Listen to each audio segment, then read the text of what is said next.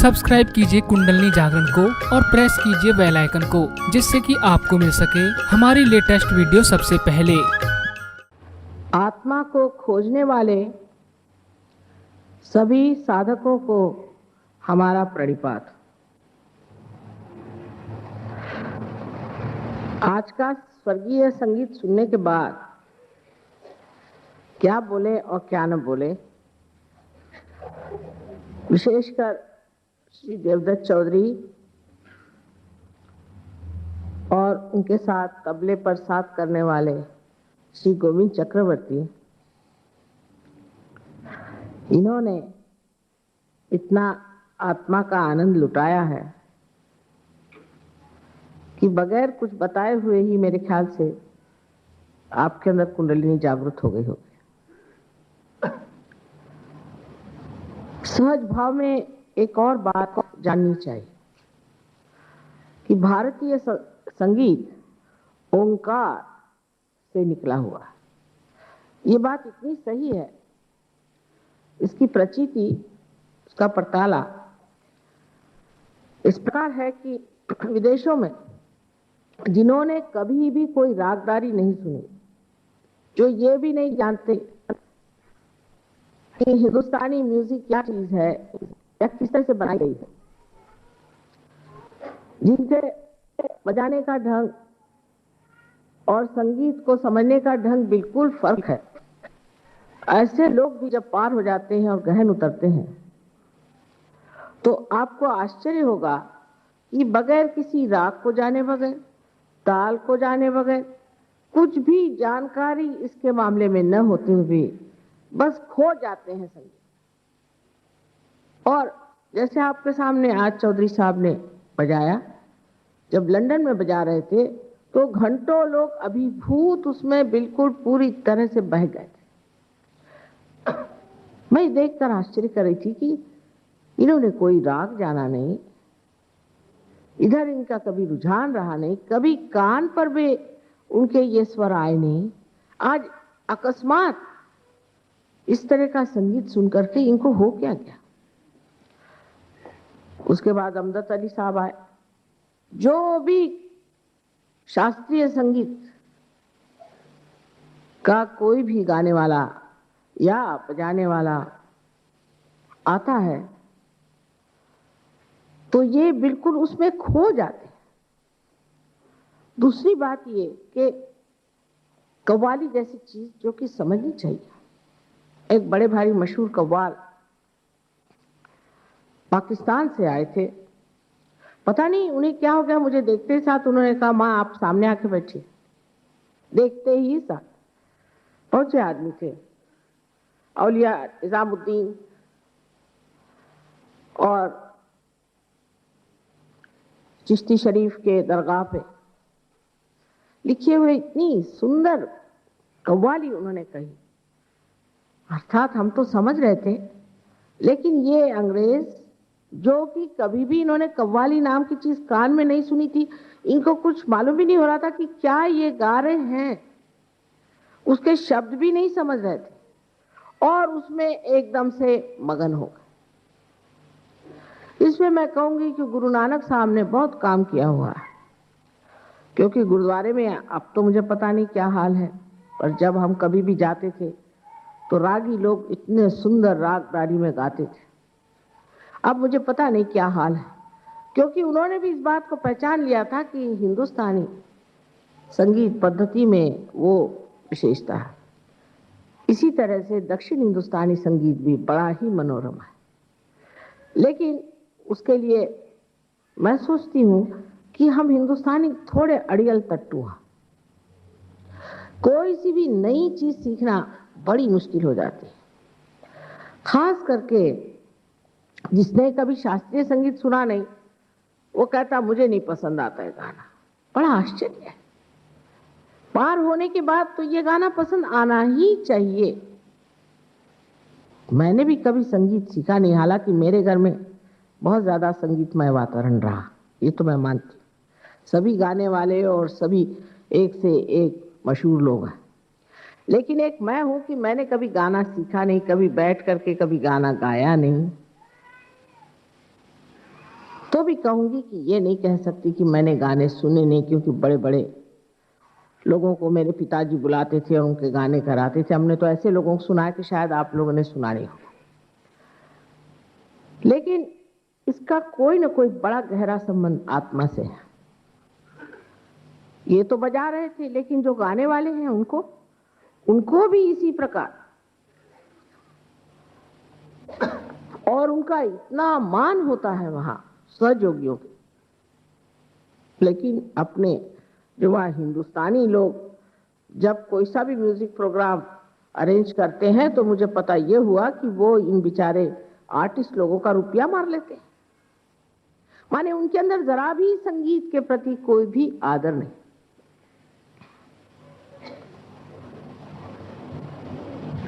कुछ हिंदी भाषी लोगों में ये भी जिद होती है कि दूसरे किसी की भाषा ही नहीं सीखते, जैसे अंग्रेज का हाल है। एक बार आप अंग्रेजी सीख लेते हैं, फिर आप कोई भाषा सीख नहीं सकते। पर अंग्रेज कभी भी दूसरों की भाषा नहीं सीख पाते, क्योंकि सब अंग्रेजी बोलते, और अगर बोले भी बड़े मुश्किल से तो ऐसा लगता है अंग्रेजी ही बोल रहे हैं। यही हिंदी भाषी लोगों का। अब अगर उन्होंने कभी रागदारी को सुना नहीं तो उनको रागदारी पसंद नहीं आती, लेकिन इनको देखिए ना, आपसे भी ज्यादा तादाद में लोग वहां सुनते हैं इनका संगीत। आशा है आपके भी हृदय के द्वार खुल जाएंगे और आप भी आत्मा के इस झंकार को सुनेंगे। मुझे तो ऐसा लगता है ये सारा संगीत मेरी आत्मा को झंकारता है, और उसमें झंकार कर उसकी प्रतिध्वनि आप लोगों तक पहुंच रही है।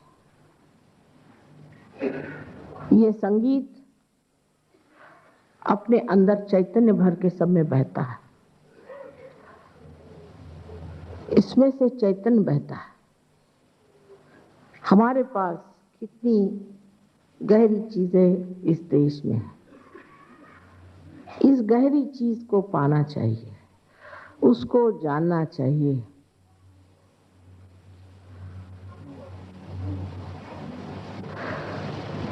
तब आप समझ पाएंगे कि आत्मा की गहराई आपके अंदर जम गई।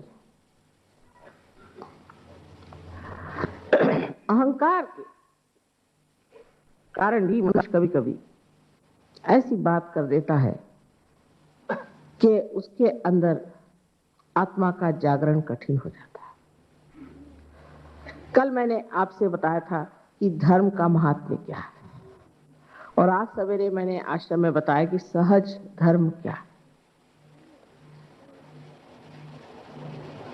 सहज धर्म क्या है? आज आपसे मैं बताने वाली हूं कि धर्म की क्या आवश्यकता है और किस प्रकार हम आत्मा को प्राप्त होते हैं। धर्म की आवश्यकता संतुलन के लिए। आज आपने देखा कि तबले पर वजन, जिसे कहते हैं वजन, कितना संतुलित था। हाथ का वजन सितार पर कितना संतुलित था, कहाँ वजन देना है कहाँ नहीं देना, कितना उसका अंदाज बराबर था। इसी प्रकार जीवन का भी वजन संतुलित रखना चाहिए। संतुलित रखने के लिए मनुष्य को किसी भी अति पे नहीं उतरना चाहिए। कोई है कि अपनी इच्छाओं को इस कदर ज्यादा महत्व देते हैं कि उसके लिए कोई सा भी कर्म नहीं करते, और कुछ लोग अपने कर्म को इतना ज्यादा मानते हैं कि इच्छाओं की तरफ ध्यान ही नहीं देते। लेकिन जो मनुष्य अपना जीवन संतुलित रखता है उसके अंदर इच्छाएं भी संतुलित रहती हैं और उसका कर्म भी। जैसे एक उदाहरण के लिए समझ लीजिए कि मैंने ये सोचा कि मैं भी इतना बड़ा हॉल खड़ा करूं। समझ लीजिए अब इतना मेरे पास तो पैसा वैसा है नहीं और ना जमीन है, तो तो मैं इतना बड़ा कैसे खड़ा कर सकती हूँ। पर मैं अगर सोचने लग जाऊं कि नहीं मैं करूंगी ही, अब उसी जिद में मैं पड़ जाऊं, मेरे मन में ये इच्छा हो जाए कि मैं जा करके और गवर्नर साहब के घर में रह जाऊं, तो क्या वो इच्छा पूरी हो जाएगी? लेकिन जब मैं उस कर्म में लग जाऊंगा तो पता होगा कि ये इच्छा जो मैंने की संतुलित नहीं, क्योंकि जो कर्म में नहीं उतरती है वो इच्छा बेकार है। अब दूसरे लोग जो होते हैं अतिकर्मी, जैसे कि इस दिल्ली में बहुत सारे, कारण ये सरकारी नौकरी जो करने निकले तो सुबह के गए हुए रात को 11 बजे तक जब तक नहीं आएंगे तो सोचते ही नहीं कि उन्होंने अफसर को दिखाया कि हम काम करते। और अफसर लोग सोचते हैं कि जब तक वो 1 बजे तक रात में दफ्तर में नहीं बैठेंगे तब तक मिनिस्टर साहब मानेंगे ही नहीं कि वो काम करते। पागल जैसे बिल्कुल काम में लगे रहे, काम में लगे रहे, काम में लगे रहे, और अपनी दूसरी जो इच्छाएं हैं, जिम्मेदारियां हैं, जैसे अपनी बीवी है, बच्चे हैं और पहचान वाले दोस्त आदि हैं, अरे हमारा किसी से मतलब नहीं, हम तो शहीद आदमी, हम तो काम करें। ऐसे लोग मैंने देखा कि 40 साल तक भी जीले तो नसीब समझ लीजिए, पर 45 के बाद कोई नजर नहीं आता।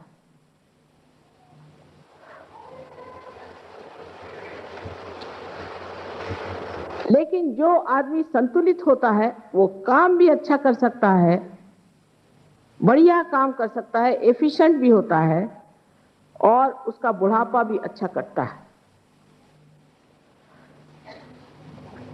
लेकिन आप ऐसे अनेक लोग पाइएगा कि जो पागलों की तरह काम पर लगे रहते, और काम जितना हो रहा है अपने देश में उसके बारे में जितना कहा जाए उतना ठीक है। और सब लोग काम बहुत करते, मुझे तो कोई काम दिखाई नहीं देता। जो जहां खुदा पड़ा है वहां खुदा पड़ा है, जो बिगड़ा पड़ा वो बिगड़ा पड़ा है। एक हम लोग बचपन में खेलते थे खेल, उसका नाम था जहां पड़ी वहां सड़ी। वो चीज अपने देश की है, लेकिन अपने यहाँ जितने लोग काम करते हैं उतने तो कोई भी देश में लोग नहीं काम करते, और सबसे इनएफिशिएंट देश अपना। उसकी वजह यह है कि एक हद तक पहुंचने पर ये कर्म करने वाला भी थक जाता है, उसको दूसरी साइड भी देखना चाहिए। तब फिर इसको जांचना चाहिए अपने इच्छाओं में। अगर मुझे संगीत सुनने की इच्छा है और मेरे पास टाइम नहीं तो मैं नीरस हो जाऊंगी। मेरा एक जीवन एकदम नीरस हो जाएगा। जैसे आजकल आपने देखा होगा बहुत पागलों तरह लोग रास्ते में दौड़ते हैं, जॉगिंग करते हैं। ऐसे बहुत से लोग इनमें से मैंने देखे, वो आके मुझे बताते हैं कि माँ हम तो स्थितप्रज्ञ हो गए। मैंने कहा कैसे? मेरी माँ मर गई तो भी आंसू नहीं आए, मेरे बच्चे मर गए मुझे कुछ परवाह नहीं, मेरी बीवी मर गई मुझे परवाह नहीं। अरे वाह, ये स्थितप्रज्ञ की भाषा कहाँ से आ गई? इतने नीरस हो जाते हैं। फिर अपने यहाँ हठ योगी होते जो सर के बल खड़े होते हैं और बहुत ज्यादा राइट साइडेड, आज सर के बल खड़े हुए तो पता नहीं कल क्या अतड़ियां निकाल देते हैं पेट में से। मेरा तो घबराहट हो जाती किसी को देखती हूँ मैं कि बाप रे बाप अब क्या होने वाला। अब उसमें जो लग गए तो इतने ज्यादा उसमें घुस जाएंगे कि ये नहीं सोचेंगे कि हम किस लिए कर रहे हैं, ये पागलों की तरह उसमें भी लग जाए। और उसमें संतुलन न होने की वजह से ऐसे लोगों को हार्ट अटैक बहुत जल्दी आ सकता है। और सबसे बड़ी बात तो ये है कि इनका हार्ट ही पत्थर हो जाता है। ऐसे घरों में हमेशा डिवोर्स होंगे, बीवी से झगड़े होंगे, उनको कोई भी चीज अच्छी नहीं रहती, वो बिल्कुल हनुमान जी का अवतार हो जाते हैं। उनको दूरी से बात करना ठीक है, अगर सो रहे हो जगाना हो तो एक लकड़ी से जगाइए दूर से, नहीं तो वो आपको ठिकाने लगा देंगे। और जो दफ्तर में इतना ज्यादा काम करते हैं वो भी बहुत क्रोधी होते हैं। कारण ये कि दफ्तर में तो साहब हमेशा बिगड़ते रहता है, वो सारा आकर के बीवी पर बिगड़ना, उस पर चीखना चिल्लाना शुरू हो जाता है क्योंकि मैं काम कर रहा हूं। ये एक सर्वसाधारण बात मैंने आपसे कही। लेकिन धर्माचरण जो है उसमें भी हम अतिशयता जब करते हैं और लेफ्ट में बहुत चले जाते हैं तो अब भक्ति में लग गए तो क्या कि वो 65 मरतबा हाथ धोएंगे और 80 मरतबा पैर धोएंगे। सहयोग में भी कुछ कुछ लोग ऐसे पागलों तरह करते हैं। मैं देखती हूँ कि मैं भाषण दे रही हूँ और अपने चक्र चला रहे हैं पागलों की तरह, सर पे वो दे रहे हैं, बंधन दे रहे हैं। अरे इसकी कोई जरूरत है? हम बैठे हैं ना सामने, इसको ठीक कर रहे हैं, उसको ठीक कर रहे हैं। ये अतिशयता जो है इसे छोड़ देना, बीचों बीच रहना। अब कोई अगर बहुत ज्यादा ये सोचे कि मैं तो साहब किसी काम का नहीं हूं, खासकर गजरिया लोग, शराब पीने वाले लोग, शराब पीने वाले हमेशा रोते रहेंगे और कहेंगे कि साहब मुझसे दुखी कोई नहीं, सब दुनिया इनको देख देख दुखी थी। अब ऐसे लोग लेफ्ट में चले गए। ऐसे लोगों को भूत पकड़ लेते हैं, भूत। जो अपने को कहता है मैं बड़ा बुरा हूं, मैंने बुरे काम किए, तो सारे बुरे काम वाले आपके खोपड़ी पे आके बैठ जाएंगे। और जो राइट साइड में पहुंच जाते हैं, इनको भी एक तरह के भूती पकड़ते हैं, पर उनको राक्षस कहिए। जैसे कि हिटलर ने राक्षस बिठाए थे जर्मन लोगों पर, वो राइट साइडेड मूवमेंट कि हमसे बढ़ के कोई नहीं, हम सबसे महान है और हम चाहे सबकी गर्दन काटे। इस तरह से आंखों पे खून चढ़ जाता है, फिर जिसको चाहे उसको मारते फिरते हैं। उनको लगता है ठीक है, हमको मारना ही चाहिए। इस प्रकार के दो तरह के विक्षिप्त लोग अतिशय में आते हैं, और जो अतिशयता अगर ज्यादा हो जाए तो मनुष्य के लिए बड़ी हानिकारक होती है। तो मनुष्य को बीचों बीच रहना चाहिए, संतुलन में रहना चाहिए, ये धर्म है। अब इस धर्म का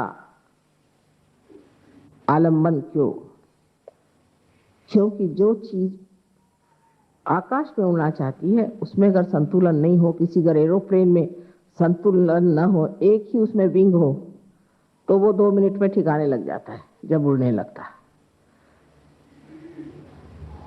इसलिए जब मनुष्य में संतुलन होता है तो कुंडलिनी बहुत आसानी से उड़ जाती है। हमारे सर में, जैसे मैंने बताया था, कि 2 संस्थाएं हैं जिसे हम मन और अहंकार कहेंगे, लेकिन अंग्रेजी में इसे सुपर ईगो और ईगो कहते हैं। ये दोनों की दोनों जाकर के हमारे सर में इस तरह से एक के ऊपर चढ़ जाती है, तब हमारी तालू जो है एकदम से कैल्सिफाइड हो जाती है। ये दोनों ही चीजें इन 2 प्रकृति में से निकलती है, एक तो जड़ प्रकृति और एक एक्टिव कार्यशील प्रकृति। और ऐसा कहिए आप कि जिसे हम तमोगुणी कहते हैं और एक रजोगुणी। इन दोनों की वजह से ये संस्थाएं तैयार हो जाती हैं, और जब ये एक के ऊपर एक कोई सी भी ज्यादा चढ़ जाती है तो आप समझ सकते हैं कि कुंडलिनी का बाहर निकलना और भी कठिन हो जाता है।